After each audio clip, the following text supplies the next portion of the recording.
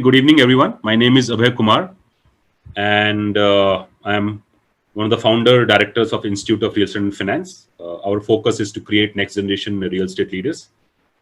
So the major purpose of RERA is these 8 points, and these 8 points I have taken from the government notification. It is not written by me.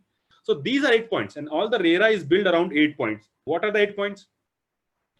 The first point is the RERA is to ensure accountability towards allottee and protect their interests. As simple. So as I said, it is for customer.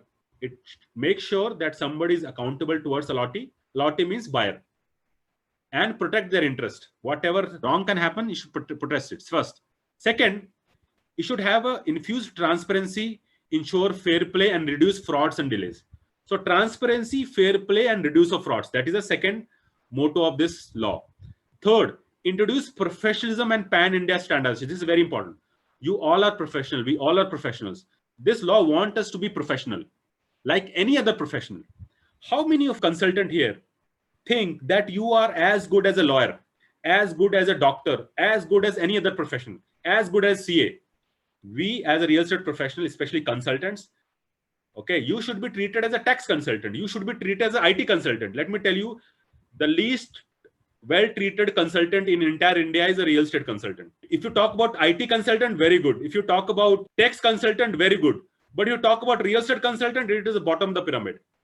That should need to be changed. That should need to be changed, because for that we all are responsible, right? And for that we have to be professional, and not only in one place. You should be professional across India, because if you are a lawyer in Pune, or if you're a lawyer in Madras, or if you're a lawyer in Delhi, you are same. You're all professional. Same with tax consultant. Similarly with real estate professional. All should be same, and that's why you gain your trust. Okay. Fourth, and this is the point I have fought it very hard and said to the RERA body, that you have to treat real estate consultants as a professionals. Why? Because in RERA there are three important parts: developers, consumers, and consultant. They are putting consultant as important part, but they're not treating it. If you are not treating someone, there's no use of it. The fourth part is establish symmetry of information between promoter and allottee. So what it says, that all the information between a promoter and allottee should be same. So it means the promoter cannot stop or cannot withhold any data which is for allottee. So data should be same, or data transparency should be there. Fifth, there should be responsibility to the promoter and to allottee. Okay. And there should be promoter to a consultant also. These three. So anything goes wrong, they should be liable for certain things. Sixth, if there is certain thing goes wrong, there should be mechanism to enforce the contract. Why? Because property buying and selling is a contract. So a developer do the contract with buyers, that I will give you property, this is this way, you give me payment this in this way. Okay. And if the contract is not met, somebody has to take care of the contract. So contract need to be enforced. And if it is not enforced, then we need to have a fast track dispute resolution. Means what? That you have to solve a problem within 60 days, within 90 days. Why? Because that is the biggest problem. It is only in real estate, let me tell you that, where a developer takes money of a buyer, okay, and build their product, give it to them after 6-7 years, whatever years, and during that the interest is paid by the buyers. Can you tell me any other product in entire India or world where consumer give you money to build their product and they pay the interest? You have no case study. And that's why real estate is very lucrative.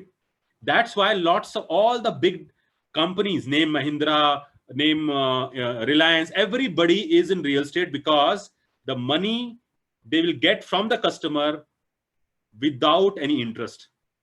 That is a game of real estate. So we'll talk about the game of real estate later on, but that is a challenge.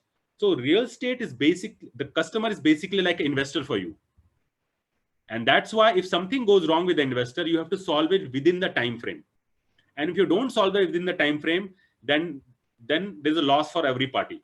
So 7 point is very, very important. And that's why there's a court, RERA court, which is a quasi court. It means they can give you penalties.